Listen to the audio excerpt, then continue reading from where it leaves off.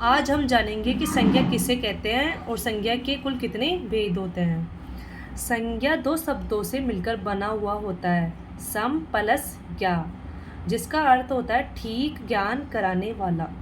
संज्ञा की परिभाषा किसी वस्तु, प्राणी, स्थान, गुण, भाव आदि के नाम को संज्ञा कहते हैं। जैसे वस्तु पंखा, जूता, मेज, कुर्सी आदि हो सकती है।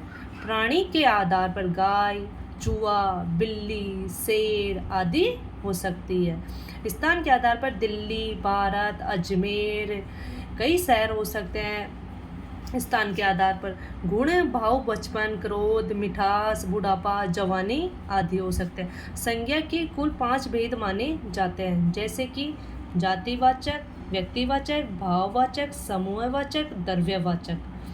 जबकि संज्ञा के मुख्य 3 भेद माने जाते हैं, जातिवाचक, व्यक्तिवाचक और भाववाचक। समूहवाचक और द्रव्यवाचक को जातिवाचक में शामिल किया गया है। जातिवाचक संज्ञा किसे कहते हैं?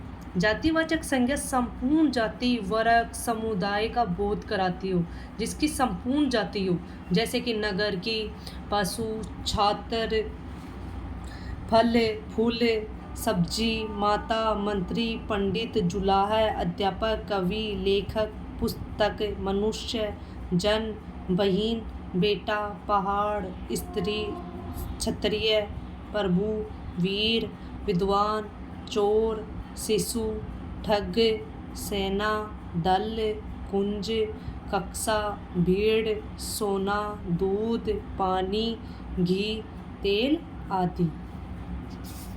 व्यक्तिवाचक संज्ञा किसे कहते हैं? व्यक्तिवाचक संज्ञा जिसमें एक ही व्यक्ति, एक ही वस्तु या स्थान का बोध कराते हो, जैसे राम, चीन, हिमालय। जैसे सभी स्त्री पुरुषों के नाम ले लो, जैसे राम, मोहन, हमीद।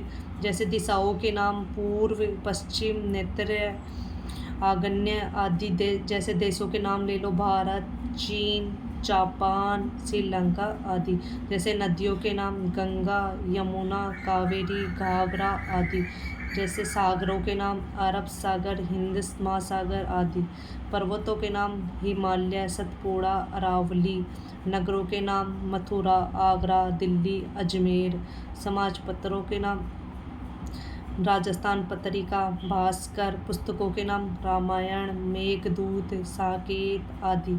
दिनों के नाम सोमवार, मंगलवार, बुधवार आदि। महीनों के नाम जनवरी, फरवरी, मार्च, चैत्र आदि।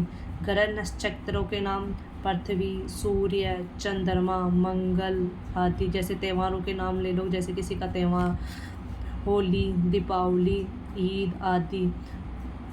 ये सभी व्यक्तिवाचक संज्ञा में आते हैं। जैसे उदाहरण के लिए ले लो कि राम स्कूल जाता है। राम एक व्यक्तिवाचक होता है, वो स्कूल जा रहा है।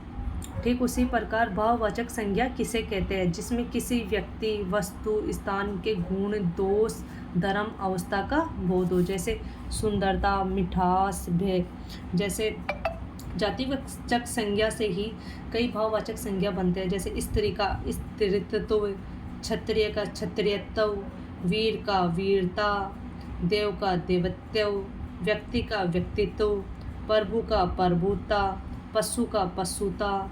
ये सभी जातिवाचक संज्ञा से भाववाचक संज्ञा बनाते हैं। ठीक उसी प्रकार सर्वनाम से भी भाववाचक संज्ञा बनते हैं, जैसे सौ का सवत्व, सर्व का सर्वस्व, अहं का अहंकार, अपना का अपनापन। वैसे ही विशेषण शब्दों से भी कई भाववाचक संज्ञा बनती है, जैसे सुंदर का सुंदरता, हरा का हरियाली, मीठा का मिठास, महान का महानता, स्वस्थ का स्वास्थ्य, लंबा का लंबाई, भूखा का भूख, चतुर का चातुर्य। अव्यय शब्दों से भी भाववाचक संज्ञा बनते हैं, दिक् का धिक्कार, ऊपर का ऊपरी, दूर का दूरी। ठीक उसी प्रकार क्रिया शब्दों से भी भाववाचक संज्ञा बनते हैं, जैसे बहना का बहाव, सुनना का सुनवाई, हंसना का हंसी, देखना का दिखावा, रुकना का रुकावट, लिखना का लिखाई। इस प्रकार सभी से भाववाचक संज्ञा बनती है। आज की क्लास हम यहीं समाप्त करते हैं। नमस्कार।